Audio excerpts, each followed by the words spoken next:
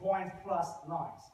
Now, you want to answer the following question, a very simple question. You just provide yes or no answer. Is there a point lying on any line? Okay, so for example, let's say my thumb here was a point, and then you got a line here, and then the answer is yes, because my thumb is on this line. All right, now if you got a bunch of points and lines, and no line crosses any point, and the answer is no. So that problem is as simple as this. So what is the state of the art for this problem? The state of the art is that you're able to answer this question in time that is slightly higher than n to the power of 4/3. So that is polynomial, actually strongly polynomial, because the exponent here is 1.333, which is pretty large. Okay.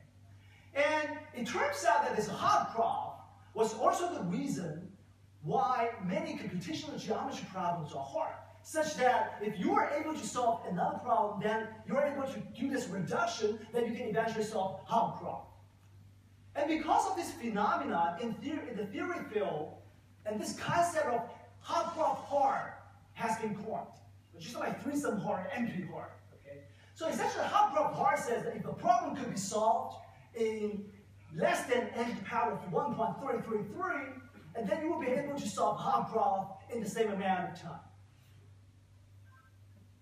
And in the theory community, it has been a very big conjecture that n to the power of 4/3 is indeed the lower bound for hard problem. And indeed, lower bounds have been proved for a broad class of algorithms. Actually, this goes to, so there has been papers in this. I would like to show you the reference, but there's no slide. Okay, all right. So in this paper, the first thing that we show you is that DB-scan, that for DB-scan, there's actually a big gap in terms of hardness when you go from two-dimensional to three-dimensional. Okay. As I mentioned earlier, Gunawan, in the same thesis where he pointed out this error, he gave a two-dimensional fix. And he said that, well, two-dimensional space, we're able to solve the problem in n log n time. So in this paper, we show that as soon as the dimensionality goes to 3, okay, as soon as dimensionality goes to 3, and then the time complexity will have to be n to the power 4. Now, in particular, if the dimensionality goes to 5, which is still a constant, and then it's hard problem. Okay, hard problem. In other words, if this n log n claim was true in the first place, and then the paper would have solved this hard problem in n log n time, which will be a tremendous breakthrough in theoretical computer science, and the authors will be candidates for very prestigious awards in theoretical computer science. So that's bad news.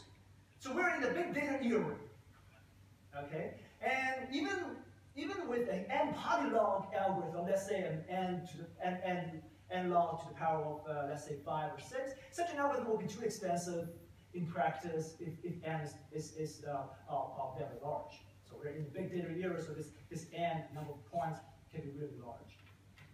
So bad news. So no hope. If you want to use DB-scan, if you want to do precise DB-scan always, no hope. Okay, no, just forget about it. It's not possible to get n power. The best we can do as soon as dimensionality goes to 3 is n to the power of 1.333. Okay. So as you can see from the title of the paper, there are 3 keywords. The first one is misclaim. Okay. So how much time do I still have? Oh, okay.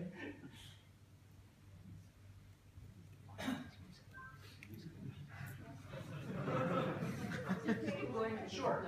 So, what I was saying, I was telling this story. As you can see from the title of the paper, there are 3 keywords: claim, and unfixability. So I have basically talked about the first 2 keywords, and the last one says approximation. So the question is, now DB-scan has been so useful, and if you still like to use it in practice, and you obviously we don't want to pay the strong polynomial running time, what do we do? So that was the issue. So in this paper, we give you, so we show that if you relax the precision slightly, okay? So if you don't want precise dB scale, if you relax the precision slightly, I'm going to come back to this later without the slides. I'll come back to this to explain to you, to give you an idea of what it means by relaxing the constraint slightly. Well, if you relax this constraint slightly, then you are able to go from n to the power 4 over 3 all the way down to linear. This phenomenon is not unique. Actually, this phenomenon is quite common in theoretical computer science. Actually, many problems that many of you must have already seen, including this nearest neighbor search that we saw earlier with this LSH thing. Okay, and for many problems, if you relax the constraint a little, if you allow, let's say, an epsilon approximation error, then the running time could be made significantly lower. And we demonstrate that this is also true for dB scale. So now let me come back to the point. Let me come back to the point what I mean by relaxing the constraint slightly. Okay. All right. Now I have to get into a little bit of dB scan now. So dB scan is good for discovering clusters, arbitrarily shaped clusters. Just consider two S's here. You know, they're arbitrarily shaped, and dB scan will be able to find out, oh, hey, here is one cluster, and here's another cluster. Okay. So it's density-based clustering. Okay. Now there's one parameter which is crucial to dB scan. It says, well, when we talk about density, okay, you have to talk about a region. Okay, you have to talk about a region. So, for example, if I say that I'm a point and my vicinity is dense, now what does that mean? You have to specify two things. The first one is, what do you mean by vicinity? So, for example, my vicinity is very sparse, but you guys' vicinities are very dense. Okay, so but the first thing is, what is the vicinity? Well, how large do you think? What's the distance that you consider for your vicinity? So that's the first parameter. Let's call it R. Okay, let's call it R. So the second thing is, how many points do you need to have to be within your vicinity before you can call yourself a dense point?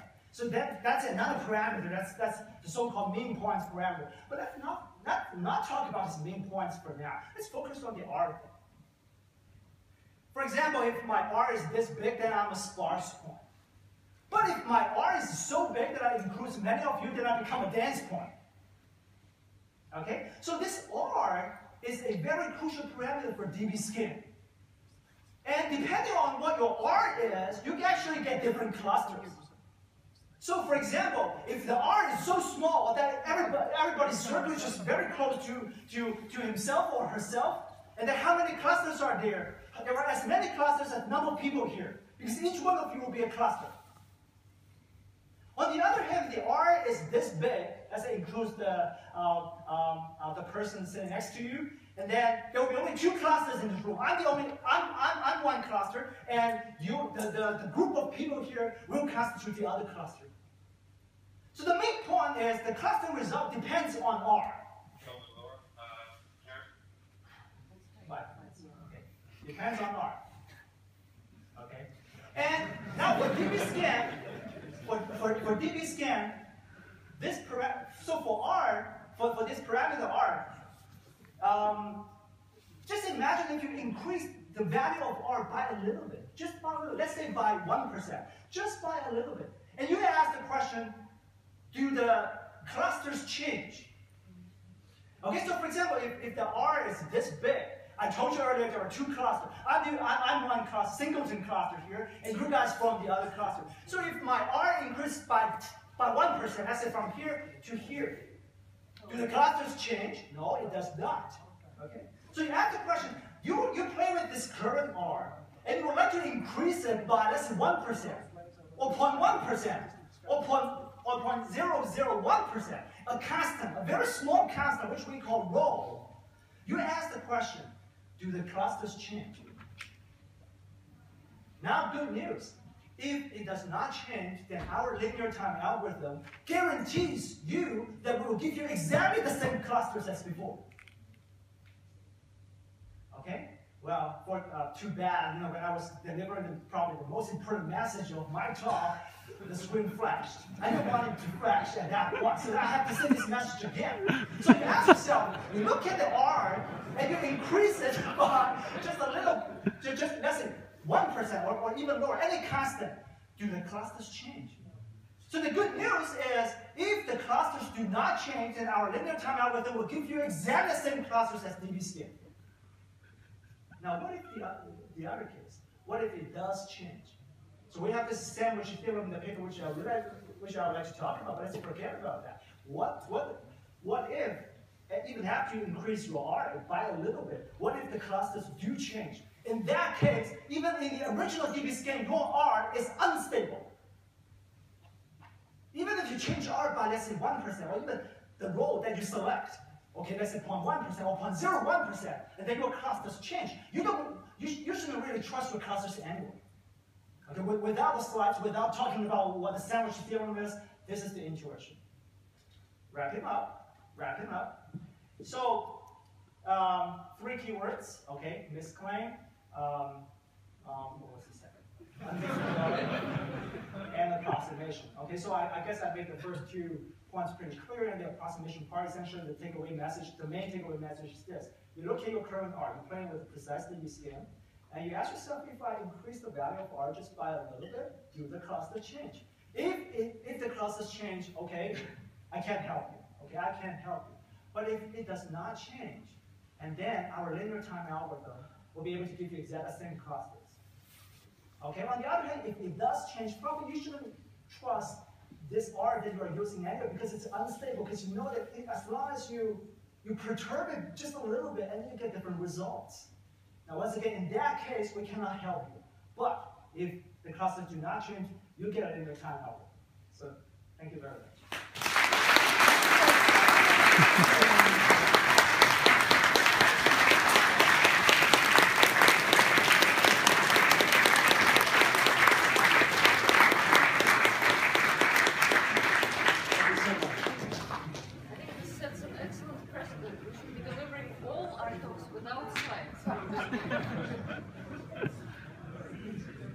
Just very quickly, because we're constrained for time with the last talk, and then there's an award lecture at 5:30, so we can't really. I can give 1 or 2 minutes. Just a minor question. My question is the following: how much time do I need to find out whether the classes change if I change R by 1%? Okay, so that's not actually the point. The point is that, so to answer your question, it's going to take as much time as dB scans. You have to find out. Okay. This road approximate dB scan that will give you clusters. Okay. But the clusters have the property that if your R is stable, then they're guaranteed to be exactly the same as the original.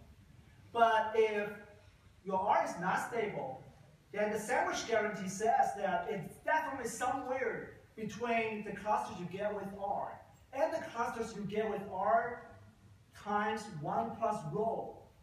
Okay? So definitely somewhere between the 2 sets of clusters that you would obtain. Okay? And therefore, if the 2 sets are the same, then you definitely get the same set. So that's what actually happens with sandwich. So, other questions after the talk? Thank you once again.